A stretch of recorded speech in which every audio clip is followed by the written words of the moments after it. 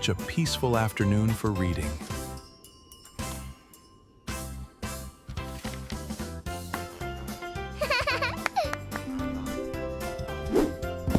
Look at this cool picture in your book, Barnaby. It's so big. Whoa! Whoa, Felix! Ah! That was an extra loud voice for indoors. And Pip!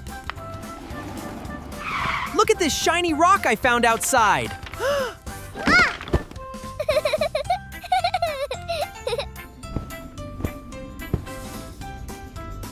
I just love playing indoors!